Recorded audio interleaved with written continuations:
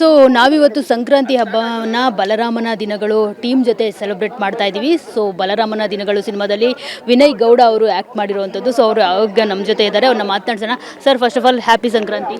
ನಿಮಗೂ ಕೂಡ ಮೇಡಮ್ ಸಂಕ್ರಾಂತಿ ಹಬ್ಬದ ಹಾರ್ದಿಕ ಶುಭಾಶಯಗಳು. ನಿಮ್ಮ ವೀಕ್ಷಕರಿಗೂ ಕೂಡ ಸಂಕ್ರಾಂತಿ ಹಬ್ಬದ ಹಾರ್ದಿಕ ಶುಭಾಶಯಗಳು. ಸೊ ಈ ಸಂಕ್ರಾಂತಿ ಎಷ್ಟು ಸ್ಪೆಷಲ್ಲು? ಸೊ ಸಂಕ್ರಾಂತಿ ಹಬ್ಬ ಅಂತ ಅಂದಾಗ ನೀವು ಯಾವ ಥರ ಸೆಲೆಬ್ರೇಟ್ ಮಾಡ್ತೀರಾ ಅಂತ ನೀವು ನೋಡ್ಬೋದು. ಇವತ್ತು ಆ್ಯಕ್ಚುಲಿ ಎಲ್ಲರೂ ಫ್ಯಾಮಿಲಿ ಜೊತೆ ಸೆಲೆಬ್ರೇಟ್ ಮಾಡ್ತಾರೆ. ನಾನು ಕೂಡ ನಮ್ಮ ಫ್ಯಾಮಿಲಿ ಜೊತೆ ಸೆಲೆಬ್ರೇಟ್ ಮಾಡ್ತಾಯಿದ್ದೀನಿ, ಬಲರಾಮ ಫ್ಯಾಮಿಲಿ. ಆ್ಯಂಡ್ ಈ ಹಬ್ಬ ಅಂದರೆ ಎಲ್ರಿಗೂ ಸ್ಪೆಷಲ್ಲು. ಅಂದರೆ ಈ ನಡುವೆ ಸ್ವಲ್ಪ ಹಬ್ಬಗಳು ಕಡಿಮೆ ಆಗಿಬಿಟ್ಟಿದೆ ನಮ್ಮ ಬೆಂಗಳೂರಿನಲ್ಲಿ. ನಮ್ಮ ಊರ ಕಡೆ ಅಂದರೆ ಪ್ರತಿಯೊಂದು ಹಬ್ಬನೂ ತುಂಬ ಸ್ಪೆಷಲ್ಲು. ಸ್ಪೆಷಲಿ ನಮ್ಮ ಚಿಕ್ಕಮಂಗ್ಳೂರಿನಲ್ಲಿ ಪ್ರತಿಯೊಂದು ಹಬ್ಬನೂ ತುಂಬ ಗ್ರ್ಯಾಂಡಾಗಿ ಸೆಲೆಬ್ರೇಟ್ ಮಾಡ್ತಾರೆ. So I miss those days. ನೀವು ಕತ್ತಿಯಾಗಿ ಕಾಣಿಸ್ಕೊಳ್ತಾ ಇದ್ದೀರಾ ಬಲರಾಮನ ದಿನಗಳು ಸಿನಿಮಾದಲ್ಲಿ. ಸೊ ಕತ್ತಿನ ಸಂಕ್ರಾಂತಿ ಹಬ್ಬದಲ್ಲಿ ಕಬ್ಬು ಕಟ್ ಮಾಡೋದಕ್ಕೆ ಯೂಸ್ ಮಾಡ್ಬೋದು. ಸೊ ಕಬ್ಬು ತಿನ್ನೋದು, ಎಳ್ಬೀರೋದು ಅದೆಲ್ಲ ನೀವು ಅದನ್ನು ತುಂಬ ಸಂಭ್ರಮಿಸ್ತಿದ್ದೀರಾ ಸರ್, ಹೇಗೆ?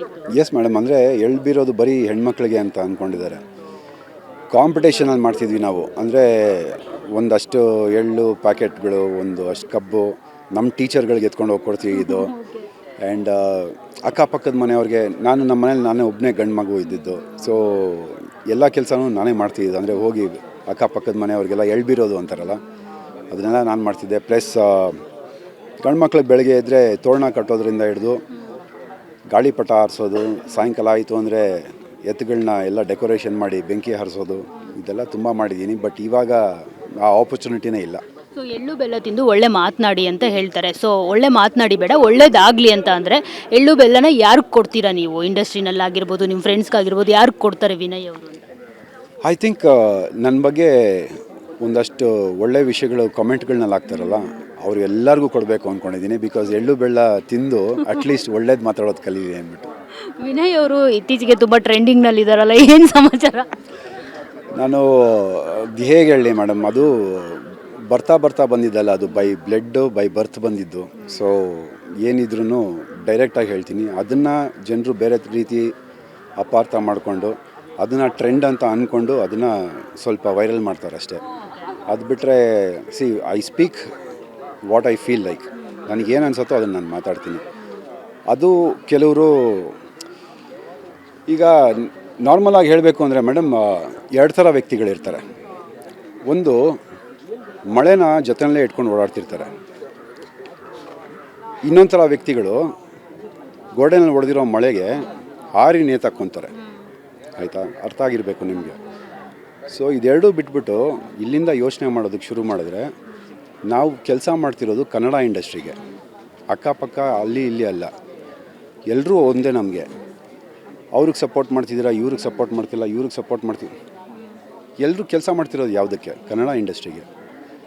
ಸೊ ನಾನು ಒಬ್ಬರ ಬಗ್ಗೆ ಮಾತಾಡಿಲ್ಲ, ಒಬ್ಬರ ಬಗ್ಗೆ ಮಾತಾಡಿದೆ. ನನ್ನ ಇಷ್ಟ, ನನಗಿಷ್ಟ ಬಂದಿರೋರ ಹತ್ರ, ನಾನು ಇಷ್ಟ ಬಂದವ್ರ ಬಗ್ಗೆ ನಾನು ಮಾತಾಡ್ತೀನಿ. ಐ ಥಿಂಕ್ ಆ ಫ್ರೀಡಮ್ ನಮಗಿದೆ ಅನಿಸುತ್ತೆ, ಪ್ರತಿಯೊಬ್ಬರಿಗೂ ಇದೆ. ಸೊ ಅದ್ರ ಬಗ್ಗೆ ಕಾಮೆಂಟ್ ಮಾಡೋದು, ಇನ್ನೊಂದು ಮಾಡೋದು, ಮತ್ತೊಂದು ಮಾಡೋದು ಮಾಡಿದಾಗ it is waste of time ಅಂತ ನನಗನ್ಸುತ್ತೆ. ಅದಕ್ಕೆ ಹೇಳಿದ್ದು ಎಳ್ಳು ಬೆಲ್ಲ ತಿಂದು ಒಳ್ಳೇದು ಮಾತಾಡೋದು ಕಲೀಲಿ ಅಂತ. ಸೂಪರ್. ನಾನು ಎಲ್ಲರೂ ಕೇಳಿದಾಗ ಇಂಡಸ್ಟ್ರಿನಲ್ಲಿ ಎಲ್ರಿಗೂ ಅಂತ ಹೇಳಿದ್ರಿ, ನಾನು ಯಾಕೆ ಅವ್ರಿಗೆ ಮುಜುಗರ ಮಾಡೋದು ಅಂತ ಹೇಳ್ಬಿಟ್ಟು ಒಳ್ಳೇದಾಗಲಿ ಅಂತ ಹೇಳಿ ಸರ್ ಅಂತ ಕೇಳಿದೆ. ನಿಮಗೆ ಮುಜುಗರ ಮಾಡಬಾರ್ದು, ಇನ್ಯಾವ ಒಬ್ರಿಗೆ ಹೇಳಿದ್ರೆ ಇವ್ರೇನು ಸರಿಯಾಗಿ ಮಾತಾಡಿಲ್ವೋ ಅದಕ್ಕೆ ಹೇಳ್ತಿದ್ದಾರೋ ಅಂತ ಒಡಲ್ಲಿ ಕರೆಕ್ಟಾಗಿ ಹೇಳಿದ್ರಿ. ಕಮೆಂಟ್ ಮಾಡೋರಿಗೆ ಕೆಲಸ ಇರಲ್ಲ. ಸೊ ಹಾಗಾಗಿ ಇನ್ನು ಸರ್, ಇನ್ನು ಬಿಗ್ ಬಾಸ್ ಫಿನಾಲೆ ಅಂತಕ್ಕೆ ಬಂತು. ಸೊ ಈಗಂತೂ ಸಿಕ್ಕಾಪಟ್ಟೆ ಈ ವೀಕಲ್ಲಿ ನಾನು ನೋಡಿದ್ದು ಕಿಚ್ಚನ ಚಪ್ಪಾಳೆ ಕೊಡಬಾರ್ದಿತ್ತು ಅಶ್ವಿನಿ ಮತ್ತು ಧ್ರುವಂತ್ ಅವ್ರಿಗೆ. ಅದು ಸೀಸನ್ ಚಪ್ಪಾಳೆ ಧ್ರುವಂತ್ ಅವ್ರಿಗೆ ಕೊಡಬಾರ್ದಾಗಿತ್ತು ಅಂತ ಹೇಳ್ಬಿಟ್ಟು. ಸೊ ಈ ಸುದೀಪ್ ಸರ್ ಚಪ್ಪಾಳೆ ಅವ್ರಿಗೆ ಗೊತ್ತಿರುತ್ತೆ ಯಾರಿಗೆ ಕೊಡಬೇಕು, ಯಾರು ಡಿಸರ್ವ್ ಅನ್ನೋದು. ಸೊ ಅದ್ರ ಬಗ್ಗೆ ತುಂಬಾ ಸೋಷಿಯಲ್ ಮೀಡಿಯಾ ನೀವು ಓಪನ್ ಮಾಡಿದ್ರೆ ನೆನ್ನೆ ಈವ್ನಿಂಗಿಂದ ಬರೀ ಅದೇ. ಸೊ ಏನು ಹೇಳ್ತೀರಾ ಮೇಡಮ್? ನಿಜವಾಗ್ಲೂ ಒಂದು ಮಾತು ಹೇಳಬೇಕು ಅಂದರೆ, ಅಲ್ಲಿ ನಡೆಯೋದು ಅಷ್ಟೂ ಟೆಲಿಕಾಸ್ಟ್ ಮಾಡಿಬಿಟ್ರೆ ಅಲ್ಲಿ ಒಬ್ಬರೂ ತಲೆ ಎತ್ಕೊಂಡು ಓಡಾಡೋದಕ್ಕಾಗೋದಿಲ್ಲ. ಅಂಥ ಒಂದು ಮಾತುಗಳು, ಅಂಥ ಒಂದು ಘಟನೆಗಳು ನಡೆದಿರತ್ತಲ್ಲಿ. ಓಕೆ, ಅದು ಇನ್ ಫ್ಲೋ ಬಂದ್ಬಿಡುತ್ತದು. ಎಷ್ಟೇ ಒಳ್ಳೆಯವರಾಗಿರಲಿ, ಎಷ್ಟೇ ಕೆಟ್ಟವರಾಗಿರಲಿ. ಬಟ್ ಕೆಲವರು ಇಡೀ ಸೀಸನ್ನ ಆ ವ್ಯಕ್ತಿತ್ವ ಇಟ್ಕೊಂಡು ಅದೇ ಥರ ಮಾತಾಡ್ಕೊಂಡು ಬಂದಿದ್ದಾರೆ, ಎಲ್ಲೂ ಚೇಂಜ್ ಆಗ್ದಿರ ಅಂದಾಗ ಇದು ಇಡೀ ಸೀಸನ್ನ ಚಪ್ಪಾಳೆ ಅಂತಂದರೆ ಸುಮ್ಮನೆ ರ್ಯಾಂಡಮಾಗಿ ಯಾರೋ ಹೇಳಿದ್ರು ಅದಕ್ಕೆ ನಾನು ಇವ್ರಿಗೆ ಕೊಟ್ಟೆ, ಇನ್ನೊಂದು ಮತ್ತೊಂದು ಅಂತಲ್ಲ. Sudeep sir, I don't know about other big boss, ಬೇರೆ ಲ್ಯಾಂಗ್ವೇಜ್ ಬಿಗ್ ಬಾಸ್ಗಳ ಬಗ್ಗೆ ನನಗೆ ಗೊತ್ತಿಲ್ಲ. ನಾನು ಕಣ್ಣಾರ ನೋಡಿದ್ದೀನಿ, ಪ್ರತಿಯೊಂದು ಎಪಿಸೋಡು ಕೂತ್ಕೊಂಡು 2 ದಿನ ಮುಂಚೆ ಬರ್ತಾರೆ ಅವರು. ಎಲ್ಲ ಎಪಿಸೋಡ್ನೂ ಕವರ್ ಮಾಡ್ತಾರೆ, ಎಲ್ಲೆಲ್ಲಿ ಏನೇನಾಗಿತ್ತು ಎಲ್ಲ ಫೀಡ್ಬ್ಯಾಕ್ಸ್ ತೊಗೊತಾರೆ. ಇವ್ರು ಯಾಕೆ ಹಿಂಗೆ ಮಾತಾಡಿದ್ರು, ಅದಕ್ಕೆ ಇವ್ರು ಯಾಕೆ ಏನು ಹೇಳಿದ್ದಕ್ಕೆ ಇವ್ರು ಹಿಂಗೆ ಮಾತಾಡಿದ್ರು, ಅದಷ್ಟು ಜಡ್ಜ್ ಮಾಡಿ ಬರೀ ಸುದೀಪ್ ಸರ್ ಅಲ್ಲ, ಒಂದು ಕರೆಕ್ಟಾಗಿ ಒಂದು ಕಮ್ಯುನಿಟಿ ಕೂತ್ಕೊಂಡು ಇದಕ್ಕಿದು ಸರಿ ಇದಕ್ಕಿದು ಸರಿ ಅಂತ ಡಿಸೈಡ್ ಮಾಡಿದ್ಮೇಲೆ ಅದು ಸ್ಟೇಜ್ ಮೇಲೆ ಬಂದು ಅನೌನ್ಸ್ ಆಗೋದು.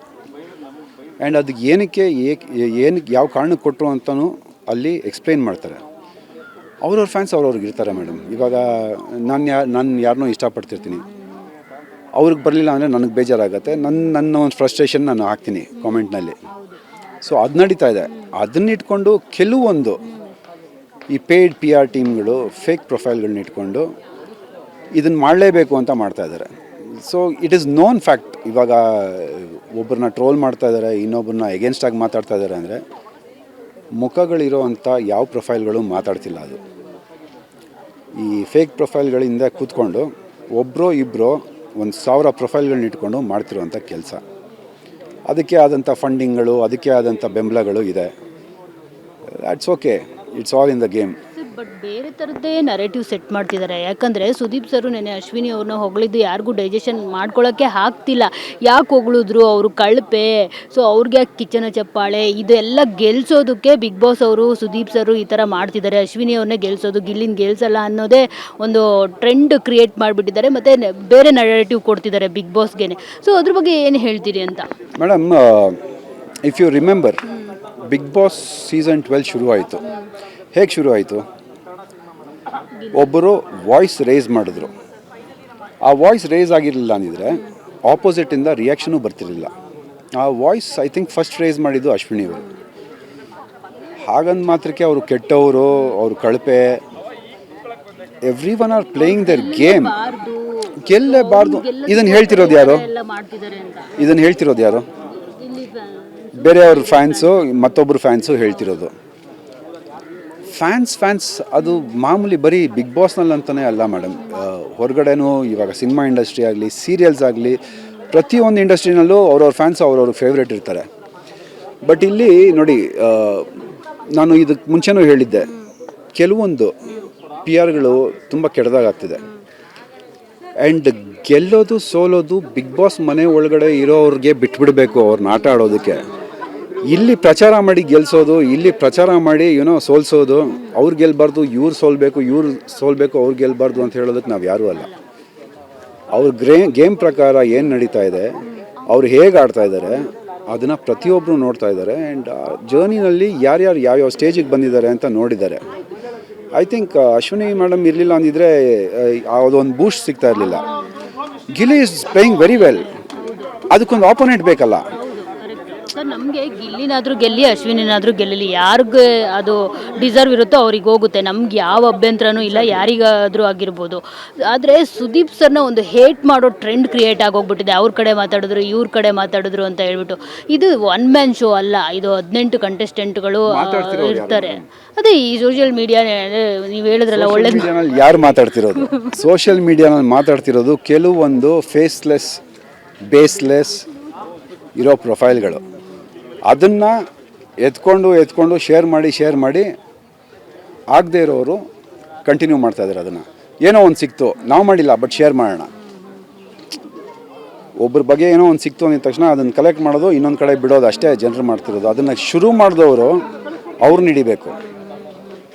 ಬಿಕಾಸ್ ಅವ್ರಿಗೆ ಗೊತ್ತಿಲ್ಲ ಬಿಗ್ ಬಾಸ್ನಲ್ಲಿ ಏನು ನಡೀತಾ ಇದೆ ಅಂತ ಅನ್ನೋದು. ಸುಮ್ಮನೆ ಅದೇನು ಸೀರಿಯಲ್ಗಳನ್ನ, ಅಂದರೆ ಸೀರಿಯಲ್ಗಳನ್ನ ನೋಡ್ದಂಗೆ ನೋಡಿಕೊಂಡು ಸುಮ್ಮನೆ ಒಂದು ಕಮೆಂಟ್ಗಳು ಬಿಡೋದು, ಅದನ್ನು ವೈರಲ್ ಮಾಡಿ ಎಲ್ಲ ಕಡೆ ಓಡಿಸ್ತಾ ಇದ್ದಾರೆ. ಸುದೀಪ್ ಸರ್ ಮೇಡಮ್ ಅವರು ಅದು ಟಚ್ಚು ಆಗೋದಿಲ್ಲ ಅವ್ರಿಗೆ. Because Bigg Boss is again it's part of one of his jobs. ಅದನ್ನು ಬಿಟ್ಟು ಇನ್ನೂ ಸಾಕಷ್ಟಿದೆ ಅವ್ರಿಗೆ. ಆ್ಯಂಡ್ ಇದು ಯಾರೋ ಫೇಸ್ಲೆಸ್ ಮಾತಾಡ್ತಾ ಇದ್ದಾರೆ ಅಂದ್ಬಿಟ್ಟು ಹೋಗಿ ಯಾರು ಮಾತಾಡ್ತಿರೋದು, ಏನಕ್ಕೆ ಮಾತಾಡ್ತಿರೋದು, ಇದೆಲ್ಲ ಪೋಸ್ಟ್ ಮಾರ್ಟಮ್ ಮಾಡೋವಂಥ ವ್ಯಕ್ತಿತ್ವ ಅಲ್ಲ ಅವ್ರದ್ದು. ಅವ್ರಿಗೇನು ರೈಟ್ ಅನಿಸುತ್ತೆ ಅದನ್ನು ಅವ್ರು ಮಾಡ್ತಾರೆ. ತೊಗೊಳೋರು ಹೆಂಗೆ ತೊಗೊತಾರೆ ಬಿಡ್ತಾರೆ, ಅದು ಅವ್ರಿಗೆ ಬಿಟ್ಟಿರೋದು. ಸರ್, ಇವಾಗ ನಿಮಗೆ ಏನಾದರೂ ಗೇಮ್ ಬಗ್ಗೆ ಏನಾದರೂ ಒಪಿನಿಯನ್ ಚೇಂಜ್ ಆಗಿದೆಯಾ? ಯಾರು ಗೆಲ್ತಾರೆ? ಗಿಲ್ಲಿ ಗೆಲ್ತಾರ, ಅಶ್ವಿನಿ ಗೆಲ್ತಾರ, ರಕ್ಷಿತಾ ಗೆಲ್ತಾರ, ಅದರ್ವೈಸ್ ಏನಾದರೂ ರಘು ಗೆಲ್ತಾರೆ? ಯಾರು ಗೆಲ್ತಾರೆ ಅನ್ನಿಸ್ತಿದೆ? ನಾನು ಅದನ್ನೇ ಹೇಳ್ತಿರೋದು. 6 ಜನ ಇದ್ದಾರೆ. 6 ಜನ ಇವಾಗ ರೇಸ್ ಸ್ಟಾರ್ಟ್ ಆಗಿದೆ. ಎಂಡ್ ಲೈನ್ನ ಯಾರು ಮುಟ್ತಾರೆ ಅಂತ ಗೊತ್ತಿಲ್ಲ, ಎಲ್ಲರೂ ಓಡ್ತಾ ಇದ್ದಾರೆ. ಆ ಎಂಡ್ ಲೈನ್ ಮುಟ್ಟೋದಕ್ಕೆ ಒಂದು ಟೈಮ್ ಬರುತ್ತಲ್ಲ, ದಟ್ ಈಸ್ ದ ಫಿನಾಲೆ. ಆ ಒಂದು ಫಿನಾಲೆ ದಿನ ಗೊತ್ತಾಗುತ್ತೆ ನಿಮಗೆ. And I'll tell you, top 6ನಲ್ಲಿರೋರು ಪ್ರತಿಯೊಬ್ಬರು ವಿನ್ನರ್ಸೇ. ಇವ್ರು ಜಾಸ್ತಿ ಇವ್ರು ಕಡಿಮೆ ಅಂತಲ್ಲ, ಪ್ರತಿಯೊಬ್ಬರೂ ಅವತ್ತೇ ಈಚೆ ಬರೋದು, ಒಂದೇ ದಿನವೇ ಈಚೆ ಬರೋದು. 1 ಅವರ್ 2 ಅವರ್ ಹಿಂದೆ ಮುಂದೆ ಈಚೆ ಬರ್ತಾರೆ ಹೊರತು ಪ್ರತಿಯೊಬ್ಬರು ಅಷ್ಟೇ ಕ್ಯಾಲಿಬರ್ ಇರುವಂಥವರು. ಒಬ್ಬರಿಗೆ ಟ್ರೋಫಿ ಕ್ಯಾಶ್ ಪ್ರೈಸ್ ಸಿಗುತ್ತೆ, ಅಷ್ಟೇ ಡಿಫ್ರೆನ್ಸ್ ಇರೋದು. I think all of them are winners. Sir, finally ಬಲರಾಮನ ದಿನಗಳು ಸಿನಿಮಾದಲ್ಲಿ ನೀವು ಆಲ್ರೆಡಿ ಹೇಳಿದ್ದೀರಾ, ನಾನು ಸಿಕ್ಕಾಪಟ್ಟೆ ಮಾಸ್ ಆಗಿ ಇಲ್ಲಿವರೆಗೂ ಕಾಣಿಸ್ಕೊಂಡಿಲ್ಲ, ಆ ಥರ ಕಾಣಿಸ್ಕೊಳ್ತಾ ಇದ್ದೀನಿ. ಅದನ್ನು ಬಿಟ್ಟು ಅದನ್ನು ಹೊರತುಪಡಿಸಿ ಬಲರಾಮನ ದಿನಗಳು ಸಿನಿಮಾ ಹೇಗೆ ಬಂದಿದೆ, ವಿನೋದ್ ಸರ್ ನೋಡಿದ್ರಂತೆ, ಸಖತ್ತಾಗಿ ಬಂದಿದೆಯಂತೆ, ನೀವೇನಾದರೂ ನೋಡಿದ್ರಾ? ಸೊ ಎಷ್ಟು ಹೋಪ್ಸ್ ಇದೆ, ಏನೆಲ್ಲ ನಿರೀಕ್ಷೆ ಇಟ್ಕೋಬೋದು ಸಿನಿಮಾ ಬಗ್ಗೆ? ಮೇಡಮ್, ಡೆಫಿನೆಟಾಗಿ ನಾನು ಹೋಪ್ಸ್ ಆಗಲಿ ಇನ್ನೊಂದಾಗಲಿ ಮತ್ತೊಂದಾಗಲಿ ನಾನು ಇಟ್ಕೊಂಡಿಲ್ಲ. Because I know it's a beautiful cinema, it's a sure short hit. ಯಾಕೆಂದರೆ ನೋಡಿ, ಸಿನಿಮಾ ಒಂದು ಕಾನ್ಫಿಡೆನ್ಸ್ ಇಲ್ಲ ಅಂದಾಗ ನೋಡಿ ಇನ್ನೊಂದು ಮತ್ತೊಂದು ಅಂತ ಒಂದು ಡೆಲಮಾನಲ್ಲಿ ಮಾತಾಡ್ಬೋದು. ನಾನು ಡಬ್ಬಿಂಗ್ ನೋಡಿದ್ದೀನಿ and I have seen the making. Venu ಸರ್ದು ಸಿನಿಮಾಟೋಗ್ರಫಿ ವಿತೌಟ್ ಯೂಸಿಂಗ್ DI ಆಗಲಿ ಕಲರ್ ಕರೆಕ್ಷನ್ ಆಗದೇ ನೀವು ಸಿನಿಮಾನ ಬರೀ ಲೆನ್ಸ್ ಥ್ರೂ ನೋಡಿದ್ರೆ, ಅವರು ಲೆನ್ಸ್ನಲ್ಲಿ ಆಟ ಆಡಿರೋದೆ ಆ 80ಸ್ನ ತೋರಿಸಿದ್ದಾರೆ. ಇನ್ನು ಕಲರ್ ಕರೆಕ್ಷನ್ ಆಗಿ DI ಎಲ್ಲ ಆಗಿ ಮ್ಯೂಸಿಕ್ ಬಿದ್ದ ಮೇಲೆ ಅದ್ರ ಫೀಲೇ ಬೇರೆ ಬರುತ್ತೆ. ಆ್ಯಂಡ್ ಸ್ಟಾರ್ ಕಾಸ್ಟ್ ನೀವು ನೋಡಿರ್ಬೋದು ಯಾವ ಥರ ಇದೆ ಅಂತ ಅಂದ್ಬಿಟ್ಟು. Everyone are legends. ಅವ್ರಗಳ ಜೊತೆಯಲ್ಲಿ ನಮಗೊಂದು ಆಪರ್ಚುನಿಟಿ ಸಿಕ್ಕಿದೆ ಸ್ಕ್ರೀನ್ ಸ್ಪೇಸ್ ಶೇರ್ ಮಾಡೋದಕ್ಕೆ. ಎಲ್ಲೂ ಕ್ಯಾಮ್ರಾ ಮೋಸ ಮಾಡೋದಿಲ್ಲ. ನಾವೇನು ತೋರಿಸ್ತೀವೋ ಅದನ್ನೇ ಕ್ಯಾಪ್ಚರ್ ಮಾಡಿ ಜನರಿಗೆ ತೋರಿಸೋದು.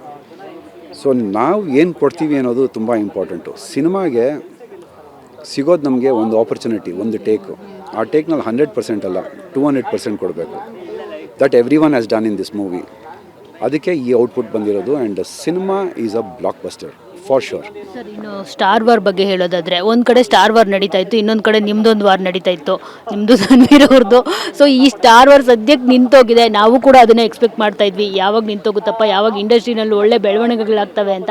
ಸೊ ಇವಾಗ ಸ್ಟಾರ್ ವಾರ್ ನಿಂತಿದೆ. ಸ್ಟಾರ್ ವಾರ್ ಬಗ್ಗೆ ಏನು ಹೇಳ್ತೀರಾ? ಜೊತೆಗೆ ಒಂದು ಒಳ್ಳೆ ಬೆಳವಣಿಗೆ ಅಂತ ಅಂದರೆ ಟಾಕ್ಸಿಕ್ ಟೀಸರ್ ರಿಲೀಸ್ ಆಗಿದೆ, ಹಾಲಿವುಡ್ ರೇಂಜ್ಗಿದೆ ಅಂತ ಎಲ್ಲರೂ ಹೇಳ್ತಿದ್ದಾರೆ. ಏನು ಹೇಳ್ತೀರಿ ನೀವು ಅಂತ? ಈ ಕಾಮೆಂಟು, ಈ ಇನ್ಸ್ಟಾಗ್ರಾಮು ಇದೆಲ್ಲ ನಡೀತಾ ಇರತ್ತೆ. ಅದು ನಾವು ಯಾರಿಗೋ ಅಂತ ಹೇಳಿದ್ರೆ ಇನ್ನೊಬ್ರು ಯಾರಿಗೋ ನಮಗೆ ಅಂತ ತೊಗೊತಾರೆ. ಅದ್ರ ಬಗ್ಗೆ I can't go and say ಇದು ನಿಮಗಲ್ಲ, ಇದು ನಿಮಗೆ ಅಂತ. ಯಾರ್ಯಾರು ಹೇಗೆ ತೊಗೊತಾರೋ ಹಾಗಾಗೆ ತೊಗೊಳ್ಳಿ, ಒಳ್ಳೆಯದು. And coming back to Toxic teaser, amazing ಆಗಿದೆ. ಒಂದು ಹಾಲಿವುಡ್ ರೇಂಜ್, ನೀವು ಹೇಳ್ದಂಗೆ ಹಾಲಿವುಡ್ ರೇಂಜಿಗೆ ನಮ್ಮ ಕನ್ನಡ ಸಿನಿಮಾ ತೋರಿಸಿದ್ದಾರೆ. We should actually be proud of it. ಅದನ್ನು ಬಿಟ್ಟು ಅದನ್ನು ಒಂದಷ್ಟು ಗೇಲಿ ಮಾಡೋದು, ಇನ್ನೊಂದು ಮಾಡೋದು, ಮತ್ತೊಂದು ಮಾಡೋದು. ಇವರು ಮಾತಾಡೋರೆಲ್ಲ ಏನೂ ಮಾಡೇ ಇಲ್ವಾ ಮೇಡಮ್ ಲೈಫ್ನಲ್ಲಿ? ಆ ಥರದ್ದೇನೋ ನೋಡೇ ಇಲ್ವಾ? ಎಲ್ಲ ಹೋಗಿ ಅವ್ರ ಮೊಬೈಲ್ಗಳದ್ದು ಗೂಗಲ್ ಹಿಸ್ಟ್ರಿ ಚೆಕ್ ಮಾಡಿದ್ರೆ ಗೊತ್ತಾಗುತ್ತೆ ಎಷ್ಟೆಷ್ಟು ಒಳ್ಳೆಯವರು ಎಲ್ಲರೂ ಅಂತಂದ್ಬಿಟ್ಟು. ಸಣ್ಣ ಟೀಸರು, ಅದು ಅಷ್ಟು ಕ್ಲಾಸಿಯಾಗಿ ಮಾಡಿರೋ ಟೀಸರ್ನ ನೋಡಿಬಿಟ್ಟು ಇನ್ನೊಂದು ಮತ್ತೊಂದು ಅಂತ, that is wrong. You should actually that is good. ಅವ್ರು ಮಾಡ್ತಿರೋದು ಒಂದು ಪ್ರಮೋಷನ್ನೇ ಆಯಿತು, ಅವ್ರಿಗೆ free promotion. And you should actually support and take it forward. ನಮ್ಮ ಕನ್ನಡ ಇಂಡಸ್ಟ್ರಿನ ಹಾಲಿವುಡ್ಗೆ ತೊಗೊಂಡೋಗಿದ್ದಾರೆ ಅಂತಂದಮೇಲೆ it is a next level. ನಮ್ಮ ಕನ್ನಡ ಸಿನಿಮಾ ಮೇಡಮ್, ಅದು ನಮ್ಮವರೇ ಅದನ್ನು ಹಾಳು ಮಾಡೋದಲ್ಲ, ನಮ್ಮವರು ಅದನ್ನು ಪ್ರೋತ್ಸಾಹ ಕೊಟ್ಟು ಬೆಳೆಸಬೇಕು. ಒಂದು KGF ಬಂತು, ಇಡೀ ಇಂಡಿಯಾಗೆ ನಿಂತ್ಕೊಂತು. ಕಾಂತಾರ ಬಂತು, ಚಾರ್ಲಿ ಬಂತು, ಇನ್ನೊಂದು ಬರ್ತಾಯಿದೆ ಸಿನಿಮಾಗಳು. ಸೊ ಅದನ್ನು ಕನ್ನಡ ಸಿನಿಮಾಗಳನ್ನ ಬೆಳೆಸಿ ಬಾವುಟ ನೀಡಬೇಕೇ ಹೊರತು ಈ ಥರ ಆಟಗಳಾಡಿದ್ರೆ it is loss for us. Thank you madam, thank you so much. Sankranti ಮತ್ತಷ್ಟು ಬೆಳಕು ಕೊಡಲಿ ನಿಮ್ಮ ಲೈಫ್ಗೆ. ಸೊ ನೋಡಿದ್ರಲ್ಲ, ಇದಿಷ್ಟು ವಿನಯ್ ಗೌಡ ಅವರ ಮಾತು. ಕ್ಯಾಮ್ರಾ ಪರ್ಸನ್ ಮಹೇಂದ್ರ ಜೊತೆ ಮಂಗಳರಾಜ್ ಗೋಪಾಲ್, TV9 ಬೆಂಗಳೂರು.